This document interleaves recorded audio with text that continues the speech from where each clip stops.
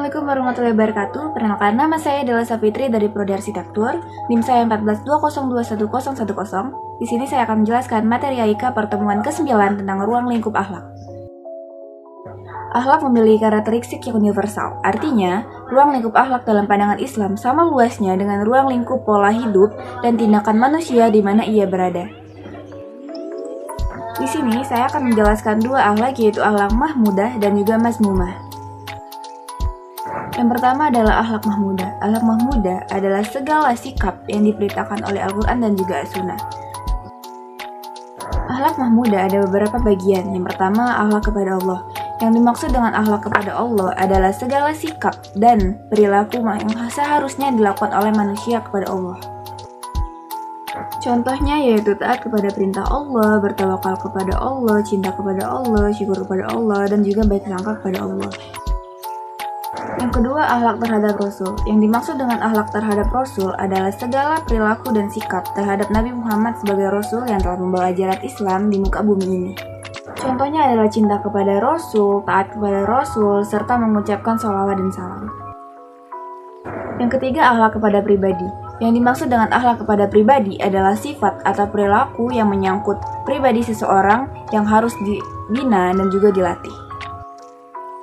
Yang pertama ada sidik. Sidik adalah berkata sesuai dengan realita yang ada. Contohnya, misal ada seseorang yang menuduh orang lain, sedangkan kita melihat yang sebenarnya, maka kita wajib memberitahukan apa kebenarannya. Yang kedua, ada amanah. Amanah adalah kepercayaan yang diberikan kepada seseorang dapat berupa harta, anak, jabatan, dan sebagainya sebagai titipan yang harus dijaga dan dipelihara sebagaimana mestinya. Yang keempat adalah tawaduk. Tawaduk adalah sikap rendah hati, menghargai orang lain, tidak merendahkan orang lain, menyingkirkan sikap iri, dengki, dan sombong karena kita sadar bahwa diri ini juga masih tidak berdaya. Yang kelima adalah melawan hawa nafsu. Melawan hawa nafsu adalah upaya pengendalian diri agar terhindar dari sebuah perilaku yang dapat menjurus ke perbuatan tercela. Yang terakhir adalah menahan amarah. Sebagaimana yang kita tahu, menahan amarah adalah juga termasuk pengendalian diri atas di mana situasi sedang tidak kondusif. Yang keempat, akhlak kepada keluarga. Akhlak kepada keluarga adalah sikap kasih sayang yang dibangun dalam bentuk komunikasi di antara anggota keluarga untuk bisa terjadi hubungan yang harmonis. Contohnya saja, anak-anak menghormati orang tua menyayangi anak-anaknya, suami istri saling menyayangi dan juga menghormati. Yang kelima, akhlak kepada masyarakat. Masyarakat adalah sekelompok manusia yang hidup di suatu daerah yang terdiri dari berbagai etnis dan budaya yang berbeda. Dalam mengatur masyarakat, Islam menetapkan prinsip-prinsip dasar bermasyarakat seperti persamaan, kemerdekaan, dan persaudaraan. Yang terakhir, akhlak kepada negara.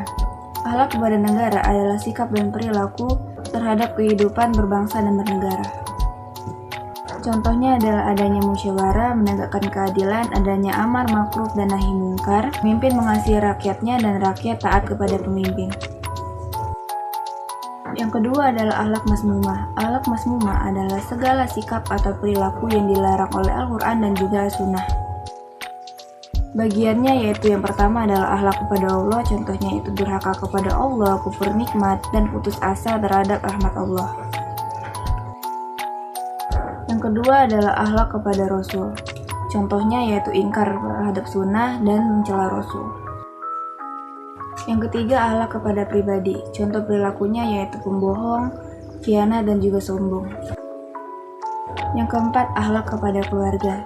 Contoh perilakunya yaitu durhaka kepada orang tua, melalaikan kewajiban sebagai suami dan istri, melalaikan kewajiban terhadap anak, dan yang paling parah adalah memutuskan silaturahmi. Yang kelima, akhlak dalam bermasyarakat. Islam sangat menghargai hak-hak tetangga agar dalam kehidupan bermasyarakat tercipta kerukunan dan juga persatuan. Perilaku yang tidak diperbolehkan yaitu bersikap masa bodoh, bermusuhan, tidak peka, dan juga saling mengejek. Yang terakhir, akhlak bernegara. Perilaku yang tidak diperbolehkan yaitu main hakim sendiri, tidak patuh terhadap pemimpin, bersikap tidak adil, dan membiarkan kemaksiatan. Perbedaan antara akhlak mahmudah dan juga akhlak mazmumah. Akhlak mahmudah adalah perilaku umat manusia yang dinilai baik atau terpuji, sedangkan akhlak masmumah adalah perilaku umat manusia yang tercela atau perilaku yang buruk. Saya rasa hanya itu yang bisa saya jelaskan. Apabila ada kurang salah, saya mohon maaf. Saya akhiri. Wassalamualaikum warahmatullahi wabarakatuh. Terima kasih.